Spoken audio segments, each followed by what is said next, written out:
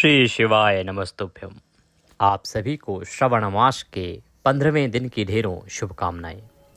प्रिय भक्तों, आज सावन के महीने का 15वां दिन है और आज हम सुनेंगे शिव महापुराण में 15वें दिन की कथा, 15वां अध्याय। आप प्रतिदिन श्रवण मास में श्री शिव महापुराण सुन रहे हैं, तो आइए आज की कथा आरंभ करेंगे। कल हमने वृतांत जाना सुना कि किस प्रकार से दक्ष प्रजापति ने आदिशक्ति जगदम्बा की तपस्या की, उन्हें अनेकों वर्षों तक तप करके प्रसन्न किया और प्रसन्न करके उनसे यह वर मांगा कि वो उनके यहाँ पुत्री के रूप में प्रकट होंगी और भगवान शंकर को प्रसन्न करके उनसे विवाह करेंगी। माँ जगदम्बा उनसे प्रसन्न थी, अतः उन्होंने कहा तथास्तु। इस प्रकार समय व्यतीत होता चला गया। अनेकों संतानें दक्ष के उत्पन्न हुई और फिर वो समय आया जब माँ जगदम्बा दक्ष के यहाँ पुत्री के रूप में अवतरित हुई। माता का जन्म हुआ। माता बाल्यकाल से ही भगवान शंकर की आराधना करना आरंभ कर देती हैं। बाल्यकाल में ही उनकी रुचि भगवान शंकर की पूजा पाठ और भक्ति में है। आज हम आगे का अध्याय सुनेंगे कि किस प्रकार से माता बड़ी होके और तपस्या करती हैं। तपस्याओं से संतुष्ट होकर जो देवतागण हैं वो कैलाश पर भगवान शिव का स्तवन करेंगे, उनसे प्रार्थना करेंगे। यह सारा वृतांत आगे आ जाएगा, क्योंकि अब सती और शिव का वृतांत आरंभ हो गया है।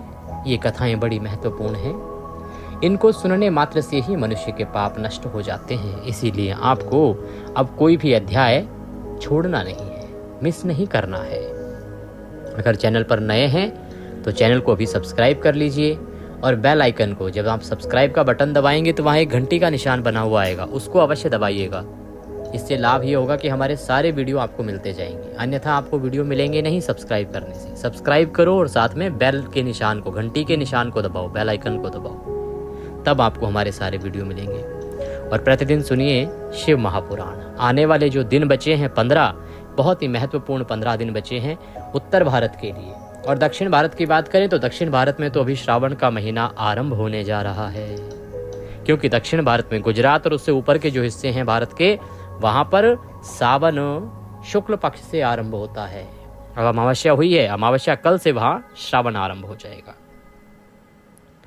तो आप सभी जो दक्षिण भारत में हैं वो भी शिव महापुराण का आनंद लें, भगवान की भक्ति करें। और जो हमारे दर्शक अभी सुन रहे हैं पिछले 15 दिन से, आप भी इसे आगे अवश्य सुनिएगा, क्योंकि ये दिन जो हैं वो बड़े महत्वपूर्ण हैं। आइए प्रिय भक्तों, कथा आरंभ करते हैं। आपसे निवेदन है कि भगवान की कथा का यह वीडियो है तो वीडियो को कृपया एक बार लाइक अवश्य कर दीजिएगा।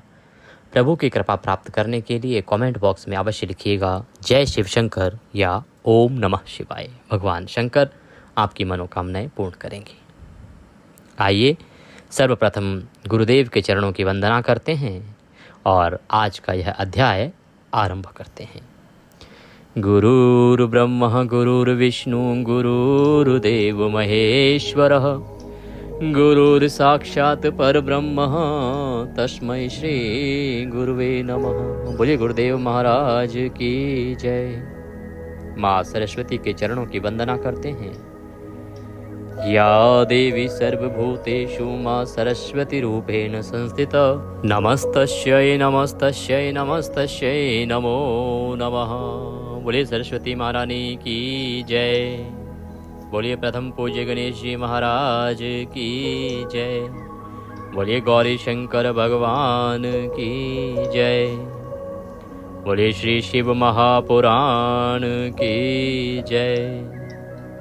बोलिए सब संगत की जय। आप सभी दर्शकों को, आप सभी श्रोतागण को मेरा नमस्कार। आरंभ करते हैं, जिसमें वृतांत सुना रहे हैं ब्रह्मदेव स्वयं नारद जी को, क्योंकि नारद जी यहाँ अपने पापों की मुक्ति के लिए ब्रह्मदेव के पास बैठे हैं और उनसे निवेदन करते हैं कि हे ब्रह्मदेव, मुझे प्रभु के पवित्र चरित्र सुनाएं जिससे कि मेरा कल्याण हो। तो भगवान ब्रह्मदेव जो हैं वो भगवान शंकर का चरित्र सुना रहे हैं और इसी में अब हम वृतांत जो आ गया है वो देवी सती और भगवान शंकर के बीच का आ गया है। ब्रह्मा जी कहते हैं कि नारद, एक दिन मैंने तुम्हारे साथ जाकर पिता के पास खड़ी हुई सती को देखा। कि एक दिन मैं स्वयं तुम्हारे साथ गया और पिता के पास जहां सती खड़ी हुई थी उसको जाके देखा। वह तीनों लोकों की सारभूता सुंदरी थी। उससे बड़ी सुंदरी तीनों लोकों में कोई नहीं थी। उसके पिता ने मुझे नमस्कार करके तुम्हारा भी सत्कार किया।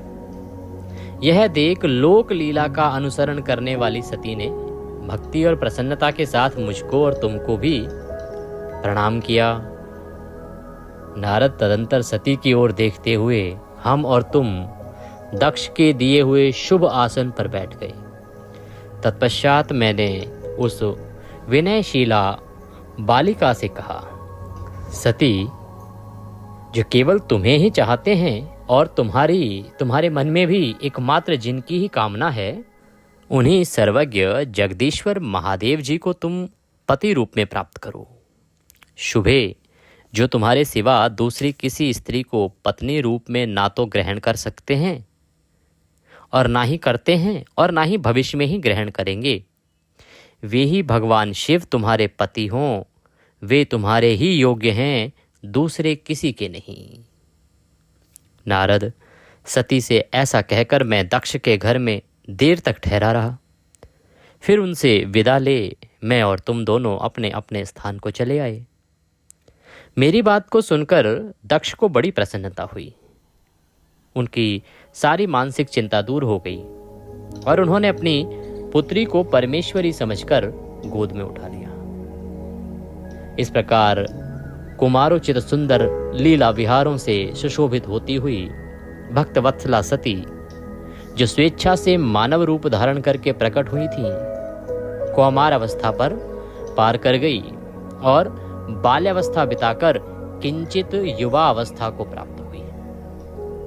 धीरे धीरे सती इस प्रकार से पहले बाल्यावस्था को प्राप्त हुई, फिर युवा अवस्था को प्राप्त हुई, अर्थात धीरे धीरे अब वह कन्या युवा होने लगी। अब सती अत्यंत तेज एवं शोभा से संपन्न हो संपूर्ण अंगों से मनोहर दिखाई देने लगी। लोकेश दक्ष ने देखा कि सती के शरीर में युवा अवस्था के लक्षण प्रकट होने लगे हैं। तब उनके मन में यह चिंता हुई कि मैं महादेव जी के साथ इनका विवाह कैसे करूं। सती स्वयं भी महादेव जी को पाने की प्रतिदिन अभिलाषा रखती थी। अतः पिता के मनोभाव को समझकर वे माता के निकट गईं। विशाल बुद्धि वाली सती रूपिणी परमेश्वरी शिवा ने अपनी माता वीरिणी से भगवान शंकर की प्रसन्नता के निमित्त तपस्या करने के लिए आज्ञा मांगी। माता की आज्ञा मिल गई। अतः दृढ़ पूर्वक व्रत का पालन करने वाली सती ने महेश्वर को पति रूप में प्राप्त करने के लिए अपने घर पर ही उनकी आराधना आरंभ कर दी। आश्विन मास में नंदा अर्थात जो प्रतिपदा, षष्ठी और एकादशी तिथियों में उन्होंने भक्ति पूर्वक गुड़, भात और नमक चढ़ाकर भगवान शिव का पूजन किया और उन्हें नमस्कार करके उसी नियम के साथ उस मास को व्यतीत किया। कार्तिक मास की चतुर्दशी को सजाकर रखे हुए मालपुओं और खीर से परमेश्वर शिव की आराधना करके वे निरंतर उनका चिंतन करने लगी। मार्गशीर्ष मास के कृष्ण पक्ष की अष्टमी तिथि को तिल, जौ और चावल से हर की पूजा करके ज्योतिर्मय दीप दिखाकर अथवा आरती करके सती दिन बिताती थी।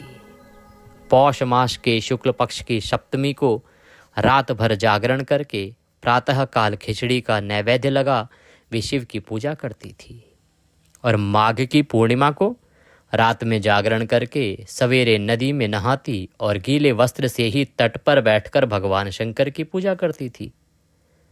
फाल्गुन मास के कृष्ण पक्ष की चतुर्दशी तिथि को रात में जागरण करके उस रात्रि के चारों प्रहरों में शिवजी की विशेष पूजा करती और नटों द्वारा नाटक भी कराती थी।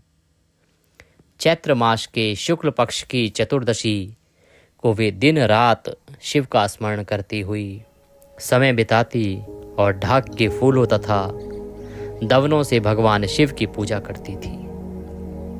वैशाख मास के शुक्ल पक्ष की तृतीया तिथि तिल का आहार करके रहती और नए जो के भात से रुद्र देवी की पूजा करके उस महीने को इसी प्रकार से बिताती थी। ज्येष्ठ मास आता। ज्येष्ठ मास की पूर्णिमा को रात में सुंदर वस्त्रों तथा भटक टैया के फूलों से शंकर की पूजा करके वे निराहार रहकर ही वह मास व्यतीत करती थी।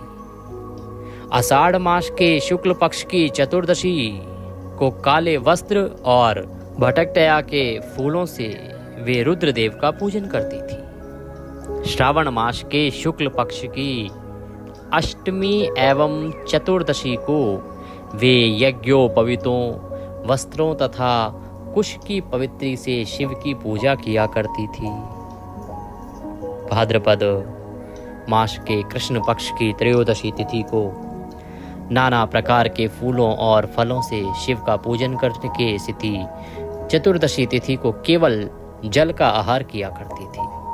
भांति भांति के फलों फूलों और उस समय उत्पन्न होने वाले अन्नों द्वारा वे शिव की पूजा करती थी और महीने भर अत्यंत नियमित आहार करके केवल जल में ही रहती थी।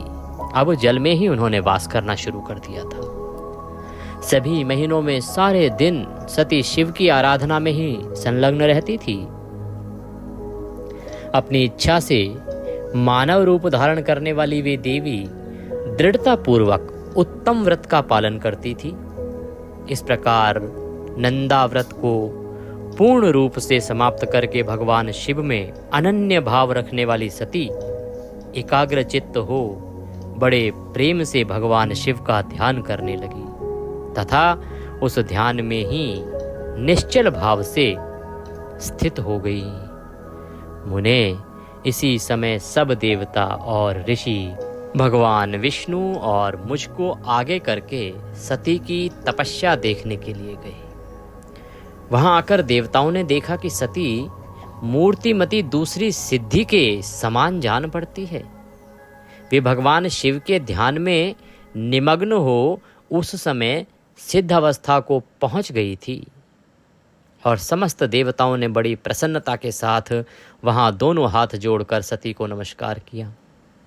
मुनियों ने भी मस्तक झुकाए तथा श्रीहरि आदि के मन में प्रीति उमड़ आई। श्री विष्णु आदि सब देवता और मुनि आश्चर्यचकित होकर सती देवी की तपस्या की भूरी भूरी प्रशंसा करने लगे।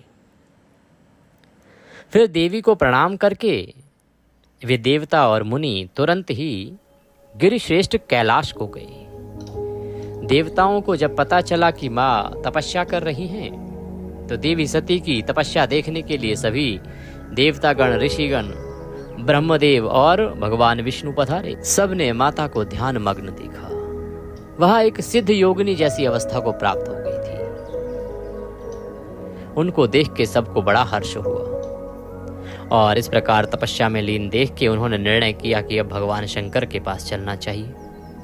अतः सभी देवतागण ऋषिगण और ब्रह्मदेव तथा भगवान विष्णु प्रसन्नता पूर्वक देवी को नमस्कार करके और कैलाश पर जाते हैं। ब्रह्मदेव कहते हैं कि सावित्री के साथ मैं स्वयं और लक्ष्मी के साथ भगवान वासुदेव भी प्रसन्नता पूर्वक महादेव जी के निकट गए।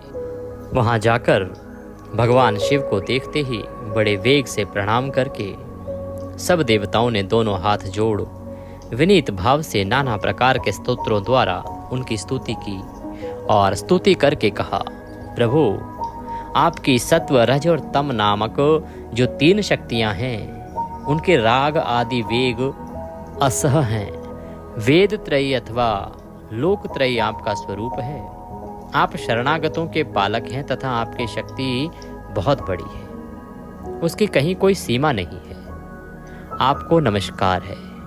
दुर्गापते, जिनकी इंद्रियां दुष्ट हैं, वश में नहीं हो पाती, उनके लिए आपकी प्राप्ति का कोई मार्ग सुलभ नहीं है। आप सदा भक्तों के उद्धार में तत्पर रहते हैं। आपका तेज छिपा हुआ है। आपको नमस्कार है। आपकी माया शक्ति रूपा जो अहम बुद्धि है, उससे आत्मा का स्वरूप ढक गया है।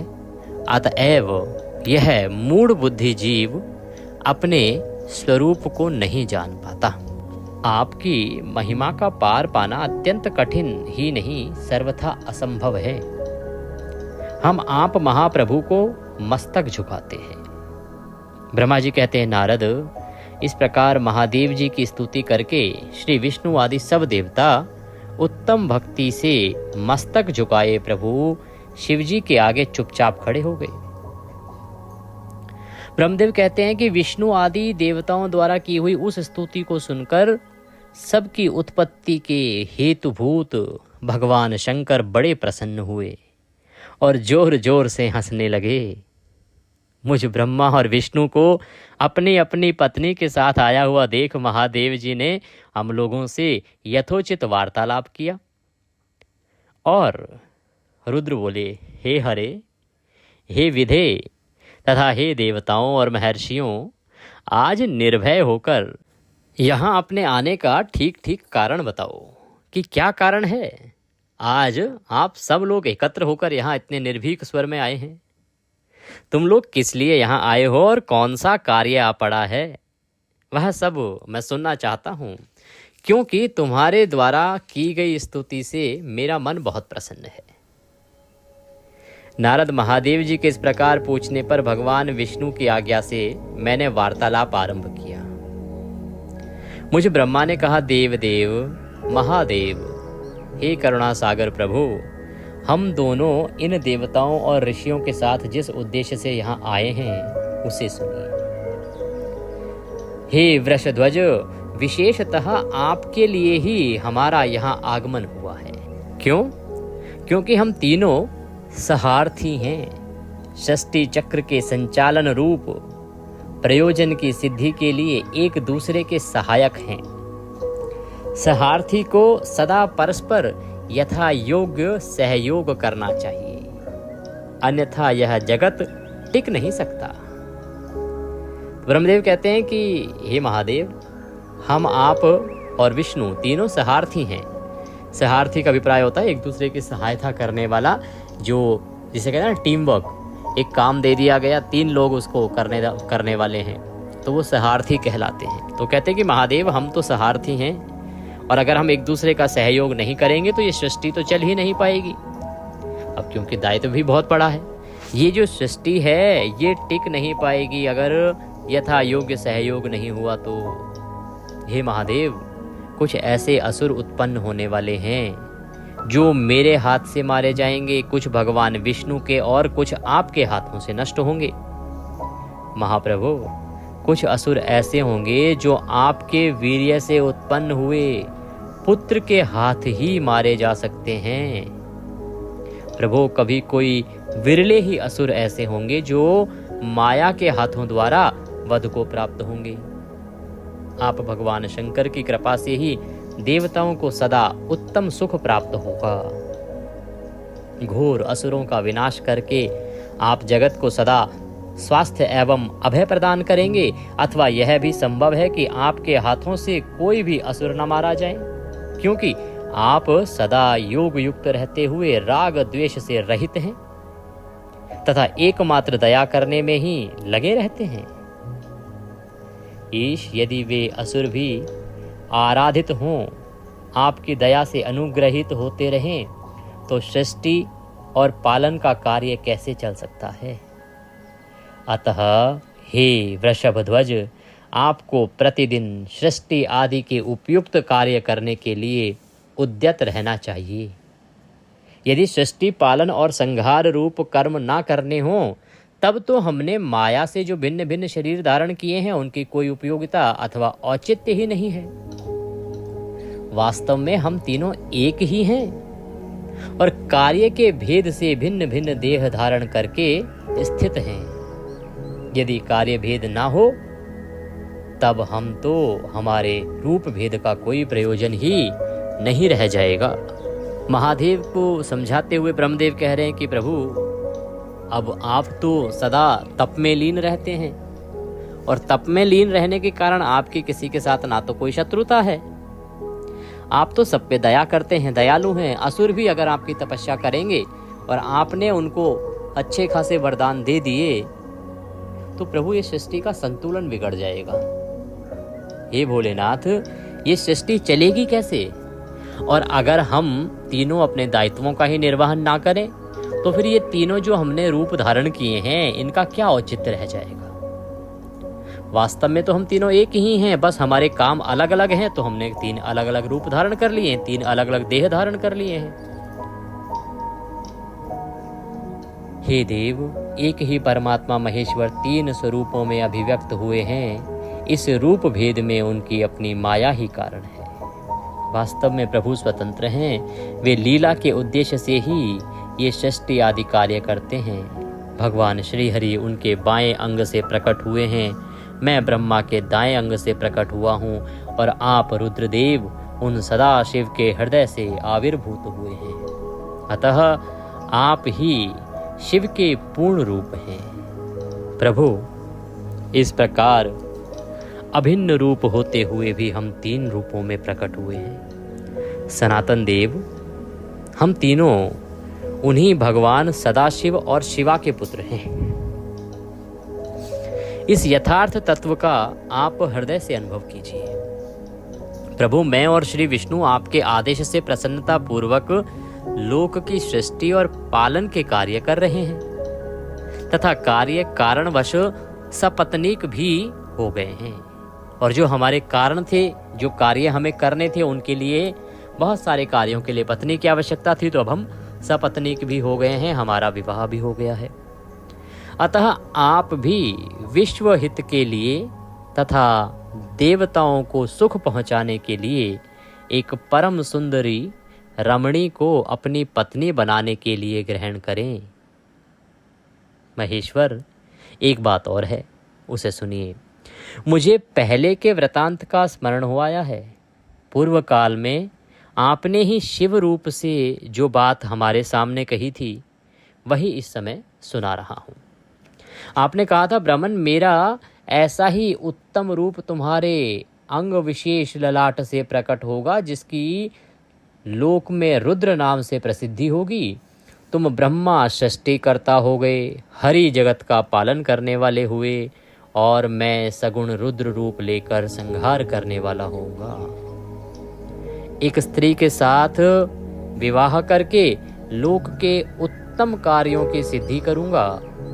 अपनी कही हुई इस बात को याद करके आप अपनी ही पूर्व प्रतिज्ञा को पूर्ण कीजिए।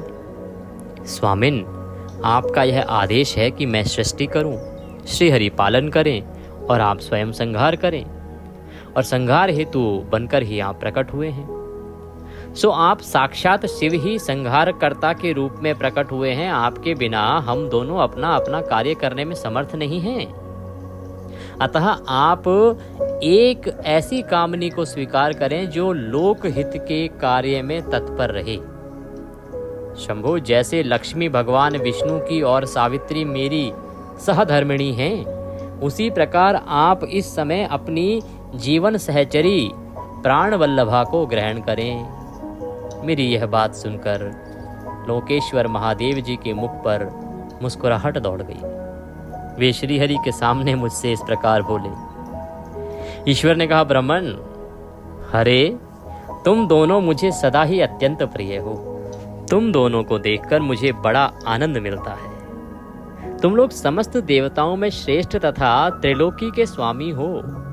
लोकहित के कार्य में मन लगाए रहने वाले तुम दोनों का वचन मेरी दृष्टि में अत्यंत गौरवपूर्ण है। किंतु सुरश्रेष्ठ गण, मेरे लिए विवाह करना उचित नहीं होगा, क्योंकि मैं तपस्या में संलग्न रहकर सदा संसार से विरक्त ही रहता हूँ और योगी के रूप में मेरी प्रसिद्धि है, जो निवृत्ति के सुंदर मार्ग पर स्थित है। अपने आत्मा में ही रमण करता, आनंद मानाता और निरंजन माया से निर्लिप्त है, जिसका शरीर अवधूत दिगंबर है, जो ज्ञानी, आत्मदर्शी और कामना से शून्य है, जिसके मन में कोई विकार नहीं है, जो भोगों से दूर रहता है तथा जो सदा अपवित्र और अमंगल वेशधारी है, उसे संसार में कामिनी से क्या प्रयोजन? यह इस समय मुझे बताओ तो सही। मुझे तो सदा केवल योग में लगे रहने पर ही आनंद आता है।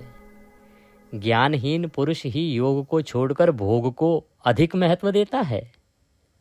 संसार में विवाह करना पराये बंधन में बंधना है। इसे बहुत बड़ा बंधन समझना चाहिए। इसलिए मैं सत्य सत्य कहता हूं, विवाह के लिए मेरे मन में थोड़ी सी भी अभिरुचि नहीं है। आत्मा ही अपना उत्तम अर्थ या स्वार्थ है। उसका भली भांति चिंतन करने के कारण मेरी लौकिक स्वार्थ में प्रवृत्ति नहीं होती। तथापि जगत के हित के लिए तुमने जो कुछ कहा है उसे कहूंगा। तुम्हारे वचन को गरिष्ठ मानकर अथवा अपनी कही हुई बात को पूर्ण करने के लिए मैं अवश्य विवाह करूंगा, क्योंकि मैं सदा भक्तों के वश में रहता हूं। परंतु मैं जैसी नारी को प्रिय पत्नी के रूप में ग्रहण करूंगा और जैसी शर्त के साथ ग्रहण करूंगा उसे सुनो। महादेव ने जब ब्रह्मदेव द्वारा कही गई बातें कि प्रभु अब आप विवाह कर लीजिए, तो महादेव कहते हैं कि देखिए, मैं तो केवल योग के लिए बना हूं, साधना के लिए बना हूं, और योग के मार्ग को छोड़कर भोग के मार्ग पे चलना ये तो अज्ञानी व्यक्ति ही कर सकता है। ब्राह्मण, मैं अभी स्वतंत्र हूं, आप मुझे क्यों माया जाल में फंसा रहे हैं? फिर भी अब क्योंकि मैंने आपको वचन दिया था और इस संसार को आवश्यकता है कि मैं विवाह करूं, तो मेरी नारी जो होगी जिससे मैं विवाह करूंगा वो कैसी होनी चाहिए, किस शर्त पे मैं विवाह करूंगा उसको सुनो। तो भगवान शंकर अपनी शर्त बताते हैं। कहते हैं कि हरे ब्राह्मण, मैं जो कुछ कहता हूं वह सर्वथा उचित ही है। जो नारी मेरे तेज को विभाग पूर्वक ग्रहण कर सके, जो योगिनी तथा इच्छा अनुसार रूप धारण करने वाली हो, उसी को तुम पत्नी बनाने के लिए मुझे बताओ। भगवान शंकर कहते हैं कि वो कौन है जो मेरे तेज को सहन कर पाएगी, जो मेरे सत्य को सहन कर पाएगी, और वह ऐसी कोई योगिनी होनी चाहिए। उसमें इतनी सामर्थ्य होनी चाहिए कि वह इच्छा अनुसार रूप धारण कर सके।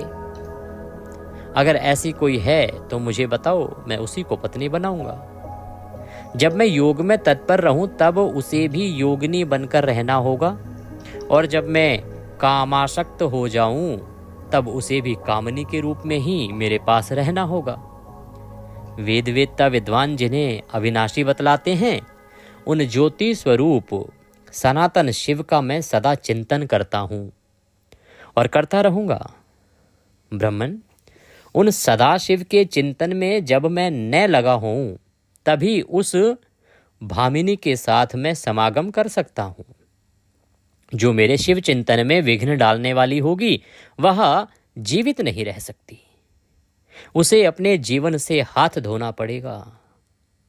तुम विष्णु और मैं तीनों ब्रह्म स्वरूप शिव के अंशभूत हैं। अतः महाभागगण, हमारे लिए उनका निरंतर चिंतन करना ही उचित है। कमलासन उनके चिंतन के लिए मैं बिना विवाह के भी रह लूंगा, किंतु उनका चिंतन छोड़कर विवाह नहीं करूंगा।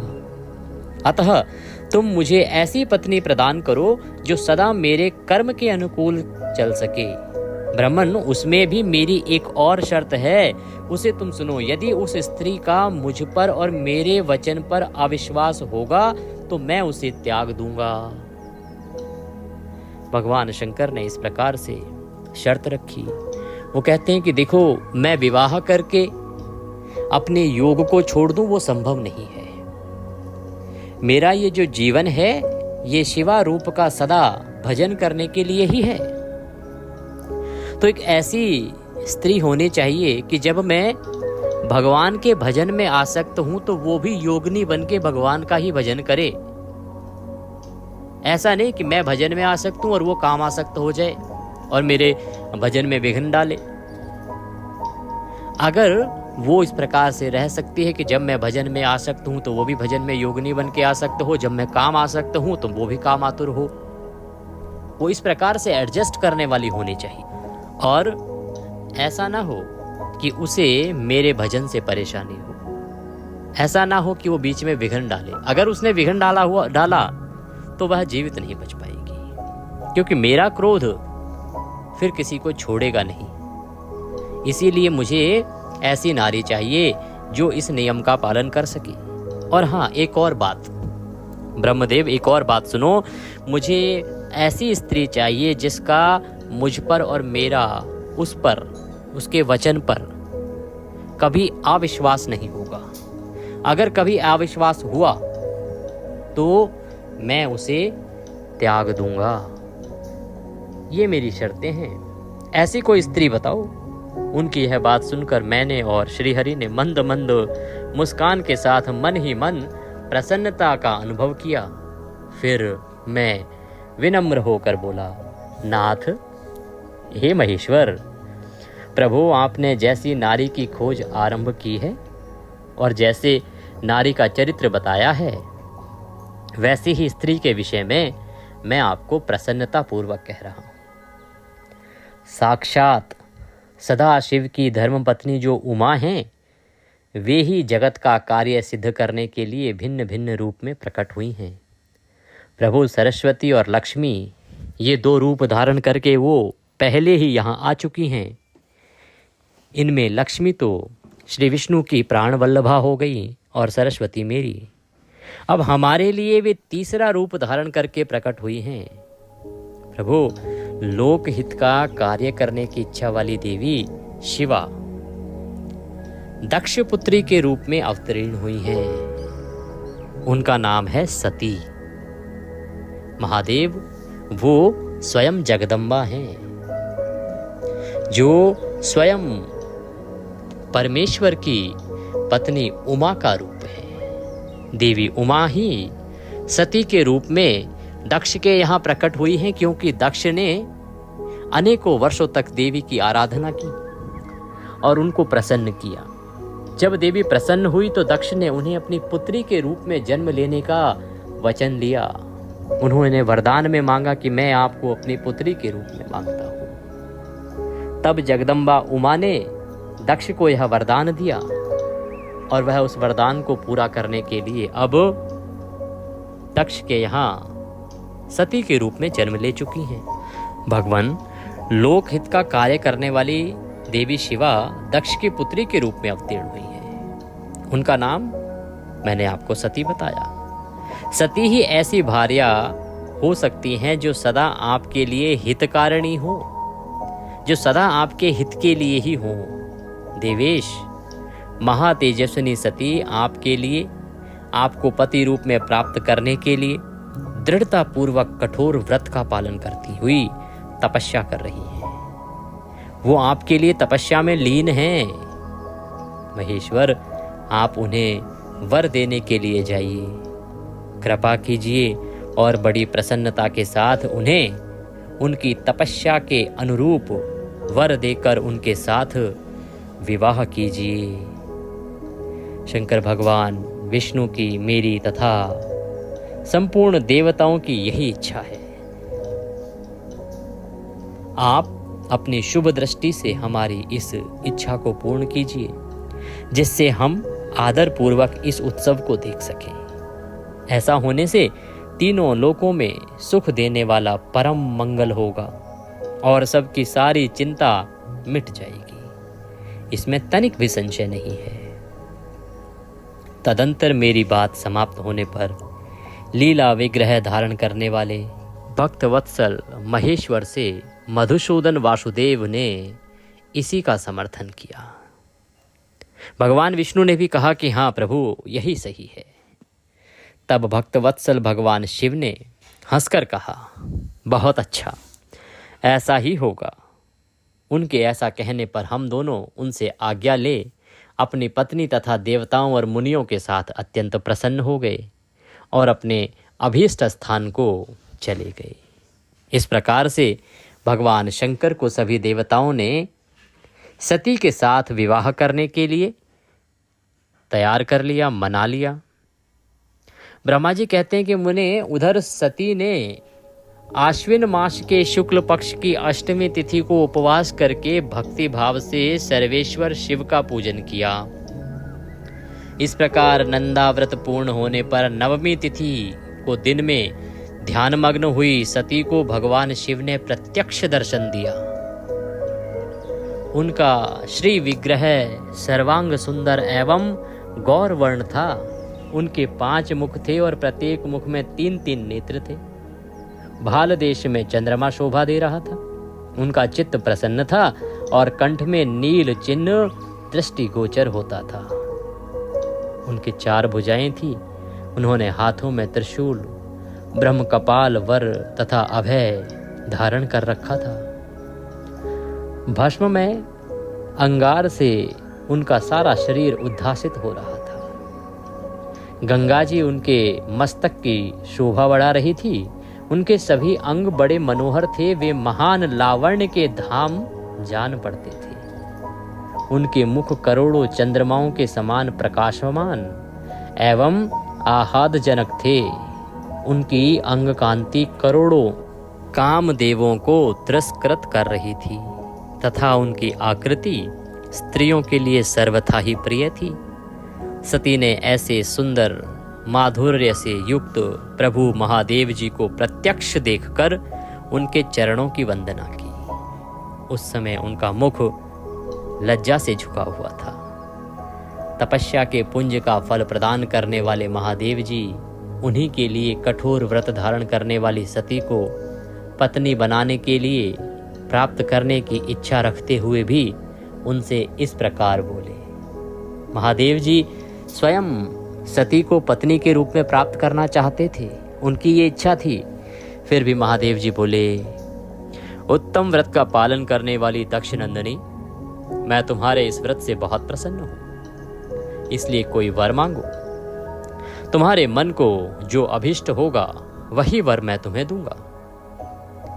ब्रह्मा जी कहते हैं, मुने, जगदीश्वर महादेव जी यद्यपि सती के मनोभाव को जानते थे तो भी उनकी बात सुनने के लिए बोले, कोई वर मांगो। परंतु सती लज्जा के अधीन हो गई थी। इसलिए उनके हृदय में जो बात थी उसे वे स्पष्ट शब्दों में कह ना सकी। उनका जो अभिष्ट मनोरथ था वह लज्जा से आच्छादित हो गया। प्राणवल्लभ शिव का प्रिय वचन सुनकर सती अत्यंत प्रेम में मग्न हो गई और इस बात को जानकर भक्त वत्सल भगवान शंकर बड़े प्रसन्न हुए और शीघ्रता पूर्वक बारंबार कहने लगे, वर मांगो, वर मांगो देवी, वर मांगो। अब चाहते तो वो भी हैं और सच्चाई उन्हें भी पता है, परंतु क्या करें, लीला तो करनी पड़ेगी। तो भगवान कहते हैं, वर मांगो। सत्पुरुषों के आश्रयभूत अंतर्यामी शंभु सती की भक्ति के वशीभूत हो गए थे। तब सती ने अपनी लज्जा को रोककर महादेव जी से कहा, वर देने वाले प्रभु, मुझे मेरी इच्छा के अनुसार ऐसा वर दीजिए जो टल ना सके।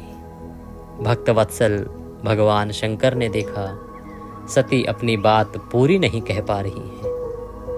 तब वे स्वयं ही उनसे बोले, देवी, तुम मेरी भार्या हो जाओ। अपने अभीष्ट फल को प्रकट करने वाले उनके इस वचन को सुनकर आनंद मग्न हुई सती चुपचाप खड़ी रह गई, क्योंकि वे मनोवांछित वर पा चुकी थी। फिर दक्ष कन्या प्रसन्न हो दोनों हाथ जोड़कर मस्तक झुका भक्त वत्सल शिव से बारंबार कहने लगी। सती बोली, देवाधिदेव महादेव, प्रभु जगतपते, आप मेरे पिता को कहकर वैवाहिक विधि से मेरा पाणी ग्रहण करें। ब्रह्मा जी कहते हैं, नारद, सती की यह बात सुनकर भक्त वत्सल महेश्वर ने प्रेम से उनकी ओर देखकर कहा, प्रिय, ऐसा ही होगा। तब दक्ष कन्या सती भी भगवान शिव को प्रणाम करके भक्ति पूर्वक विदा मांग जाने की आज्ञा प्राप्त करके मोह और आनंद से युक्त हो माता के पास लौट गई। इधर भगवान शिव भी हिमालय पर अपने आश्रम में प्रवेश करके दक्ष कन्या सती के वियोग से कुछ कष्ट का अनुभव करते हुए उन्हीं का चिंतन करने लगे। अब तो भगवान के दिमाग में भी माता सती छा गई। देव देवेश्वर फिर मन को एकाग्र करके लौकिक गति का आश्रय ले भगवान शंकर ने मन ही मन मेरा स्मरण किया। त्रिशूलधारी महेश्वर के स्मरण करने पर उनकी सिद्धि से प्रेरित हो मैं तुरंत ही उनके पास जा खड़ा हुआ। तात, हिमालय के शिखर पर जहां सती के वियोग का अनुभव करने वाले महादेव जी विद्यमान थे, वहीं मैं सरस्वती के साथ उपस्थित हो गया। देवर्षि सरस्वती सहित मुझे आया देख सती के प्रेम पाश में बंधे हुए शिव उत्सुकता पूर्वक बोले ब्राह्मण, मैं जब से विवाह के कार्य में स्वार्थ बुद्धि कर बैठा हूँ, तब से अब मुझे इस स्वार्थ में ही स्वत्व सा प्रतीत होता है। दक्ष कन्या सती ने बड़ी भक्ति से मेरी आराधना की है। उसके नंदा व्रत के प्रभाव से मैंने उसे अभीष्ट वर देने की घोषणा की है। ब्राह्मण, तब उसने मुझसे यह वर मांगा कि आप मेरे पति हो जाएं। यह सुनकर सर्वथा संतुष्ट हो मैंने भी कह दिया, तुम मेरी पत्नी हो जाओ।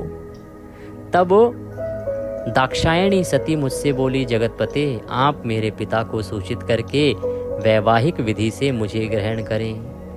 ब्राह्मण, उसकी भक्ति से संतोष होने के कारण मैंने उसका वह अनुरोध भी स्वीकार कर लिया। हे विधात, तब सती अपनी माता के घर चली गई और मैं यहाँ चला आया।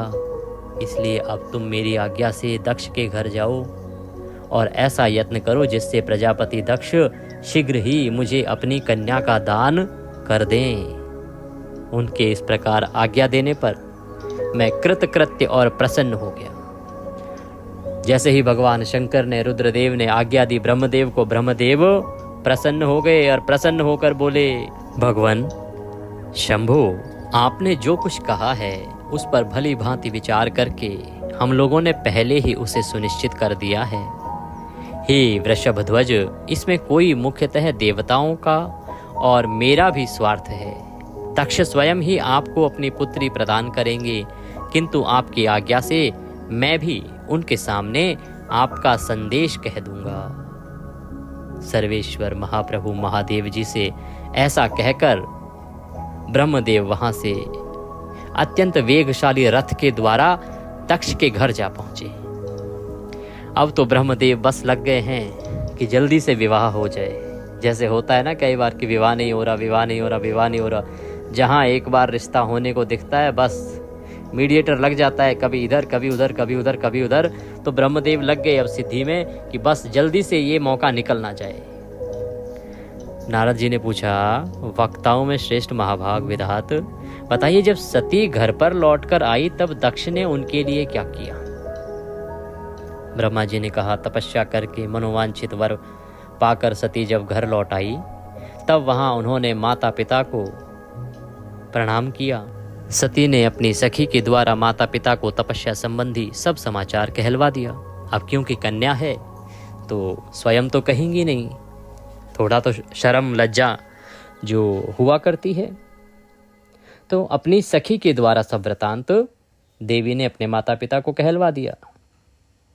सूचित किया कि सती को महेश्वर से वर की प्राप्ति हुई है। वे सती की भक्ति से बहुत संतुष्ट हुए हैं और सखी के मुंह से सारा वृतांत सुनकर माता पिता को बड़ा आनंद प्राप्त हुआ और उन्होंने महान उत्सव किया। उदार चेता दक्ष और महामनस्विनी वीरणी ने ब्राह्मणों को उनकी इच्छा के अनुसार द्रव्य दिया तथा अन्य अन्य अंधों और दीनों की भी खूब सहायता की तथा धन बांटा। प्रसन्नता बढ़ाने वाली अपनी पुत्री को हृदय से लगाकर माता वीरणी ने उसका मस्तक सूंघा और आनंद मग्न होकर उसकी बारंबार प्रशंसा की। तदंतर कुछ काल व्यतीत होने पर धर्मज्ञों में श्रेष्ठ दक्ष इस चिंता में पड़े कि मैं अपनी इस पुत्री का विवाह भगवान शंकर के साथ किस तरह करूं।